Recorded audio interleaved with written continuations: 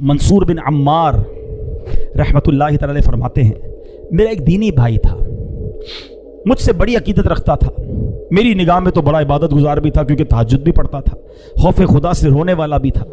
एक मरतबा मुझे खबर मिली कि वो मेरा दीनी भाई बीमार हो गया है।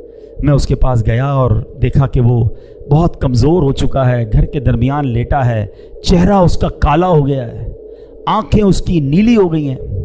मैंने कहा भाई ला इलाहा इल्लल्लाह की कसरत करो। तो उसने अपनी आंखें खोली, बड़ी मुश्किल से मेरी तरफ देखा, फिर बेहोश हो गया। मैंने दोबारा उसे कहा ला इलाहा इल्लल्लाह पढ़ो, आंखें खोली, मुझे देखा, फिर दोबारा आंखें बंद कर ली।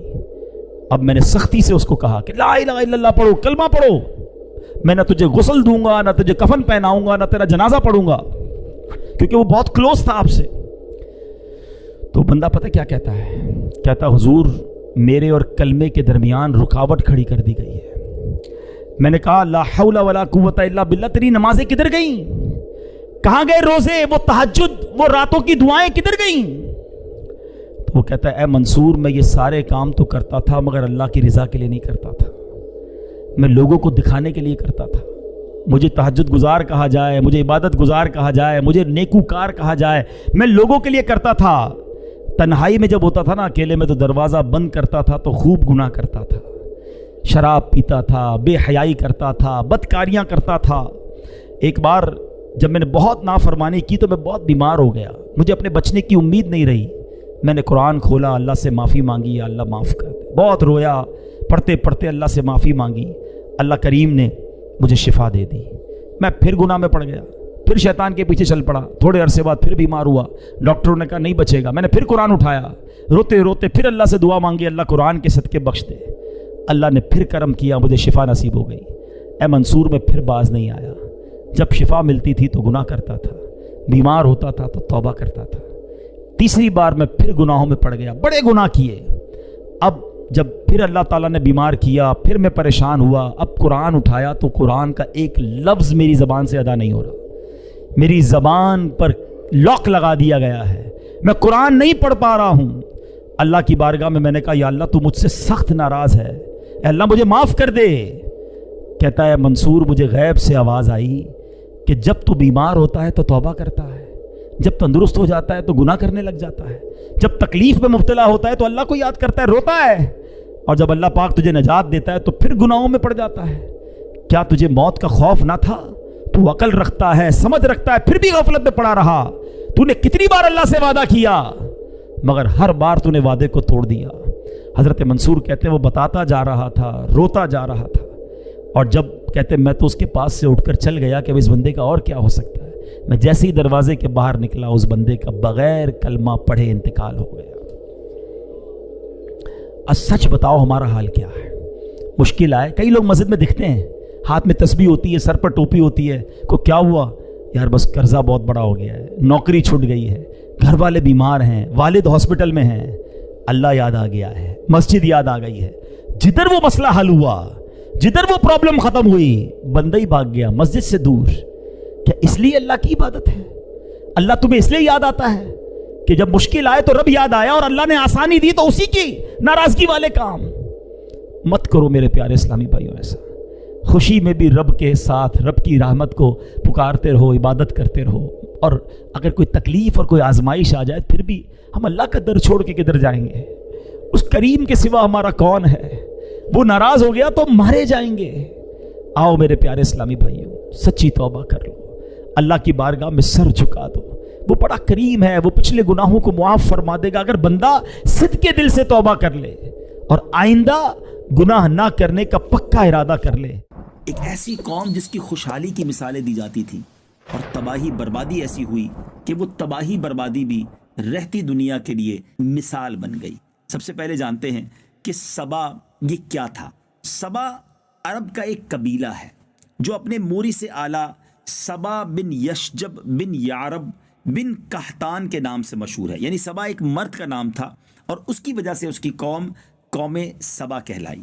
اس قوم کی بستی یمن میں، اس کا مطلب یہ قوم رہتی تھی شہر صنعاء سے 6 میل کی دوری پر۔ اس آبادی کی ایک کمال کی بات آپ کو بتاؤں، دنیا میں بڑا لوگ چاہتے ہیں کہ ایسی جگہ جائیں جو پرفضا مقام ہو، جہاں پر مچھر وغیرہ نہ ہو، مکھیاں نہ ہوں، آب و ہوا فریش ہو، گرد و غبار نہ ہو، پولیوشن نہ ہو۔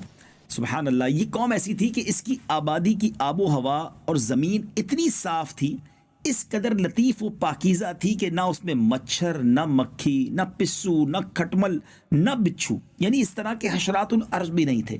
زبردست آب و ہوا تھی، بلکہ یہاں کا موسم بھی بڑا ماڈریٹ تھا، بڑا زبردست کلائمیٹ تھا، نہ زیادہ گرمی ہوتی نہ زیادہ سردی ہوتی۔ اس علاقے کے بارے میں یہ بھی کہا جاتا ہے کہ اس کی پاکیزگی کا عالم یہ تھا اس علاقے کی کہ اگر کہیں دوسرے علاقے کا کوئی شخص اس شہر سے گزر جائے اور اس کے کپڑوں میں جوئیں ہوں تو وہ جوئیں بھی ساری مر جاتی تھیں، یعنی اگر وہ کچھ پرابلم لے کر آتا تھا تو وہ پرابلم بھی اس کے جسم سے دور ہو جاتی تھی۔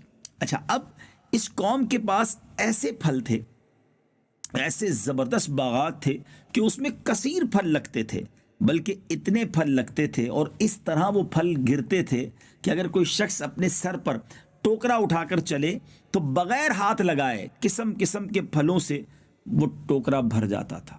امیجن کریں، شاید آج تو دنیا میں ایسی جگہ نہیں ہے، یقیناً بڑے پرفضا مقامات ہیں، بڑے خوبصورت مقامات ہیں، اللہ کی شان اور اس کی قدرت کے نظارے آج بھی دیکھنے کو ملتے ہیں، مگر قوم سبا کو اللہ نے ایسی خوشحالی دی، ایسی آب و ہوا دی، اتنے زبردست پھل اور باغ عطا فرمائے، بڑے لوگ خوشحال تھے، آرام، سکون، پیشنس کی لائف تھی، بڑی زندگی کے مزے تھے۔ لیکن اب گڑبڑ کہاں شروع ہوئی کہ جب اتنی ساری نعمتیں ملی، اتنی ساری آسائشیں ملی تو ہونا کیا چاہیے تھا؟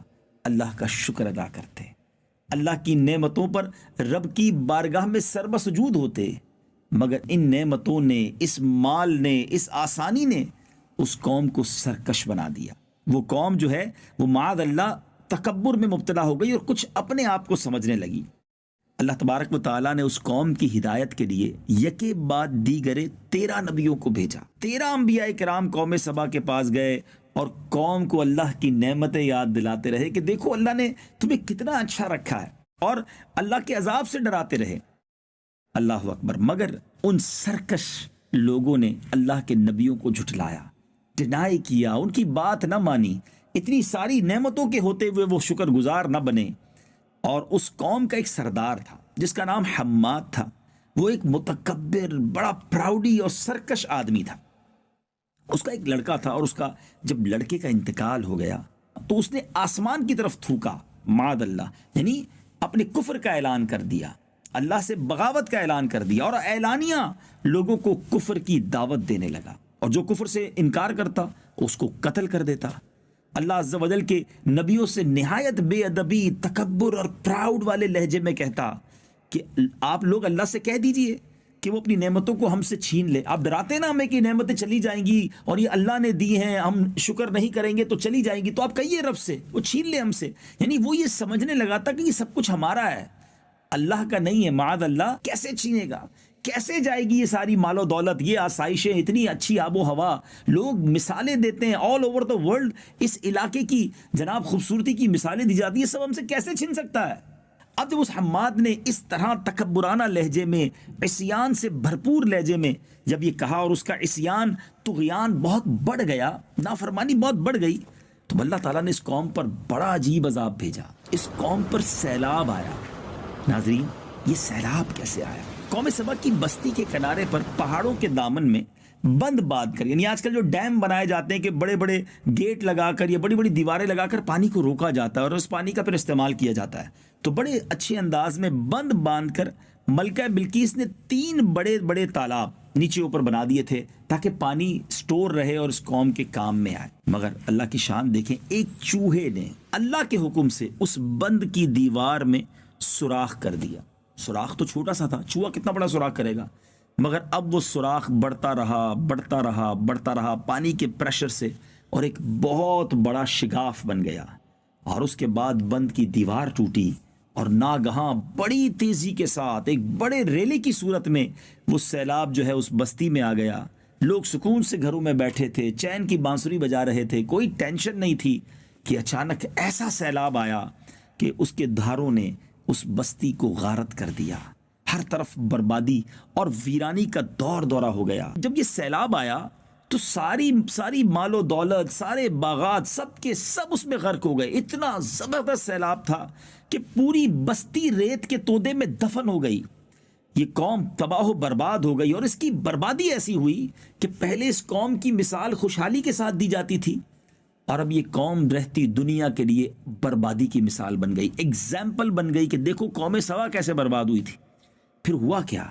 عمدہ اور لذیذ پھلوں کے جو باغات تھے ان کی جگہ جھاؤ اور جنگلی بیروں کے خاردار اور خوفناک جنگل اگ گئے، اور یہ قوم عمدہ اور لذیذ پھلوں کو ترس گئی۔ اللہ اکبر۔ اس قوم کے بارے میں آتا ہے کہ ان کے خوبصورت باغوں کو ایسے 2 باغوں میں بدل دیا گیا جو کڑوے اور انتہائی بد مزہ پھل والے تھے۔ اس میں جو لوگ یعنی ان پھلوں کو کھا بھی نہیں سکتے تھے، ترس گئے کہ وہ قوم جس کے درخت پھلوں سے لدے رہتے تھے لذیذ، اب وہ کڑوے پھلوں والے درخت اور باغات بن چکے تھے۔ اس واقعے کے بارے میں علامہ احمد ساوی علیہ رحمۃ اللہ تعالی علیہ فرماتے ہیں کہ اس واقعے کو بیان کرنے سے مقصود پیارے آقا علیہ الصلوۃ والسلام کی امت کو نصیحت کرنا، وہ ان کے انجام سے عبرت حاصل کریں، اور اللہ تعالیٰ نے انہیں جو نعمتیں عطا کی ہیں ان پر اللہ تعالیٰ کا شکر ادا کریں، اور اگر وہ ایسا نہ کریں گے تو انہیں بھی ایسے حالات کا سامنا کرنا پڑ سکتا ہے۔ ناظرین غور کریں، آج آئے دن زلزلے، آج آئے دن سیلاب، کہیں طوفان، کہیں سونامی، کہیں آندھی۔ اب غور کریں یہ سب کچھ کیوں ہو رہا ہے؟ کہیں ایسا تو نہیں کہ ہم بھی اللہ کی ناشکری کر رہے ہیں، ہم بھی اللہ کی نعمتوں کا شکر ادا نہیں کر رہے؟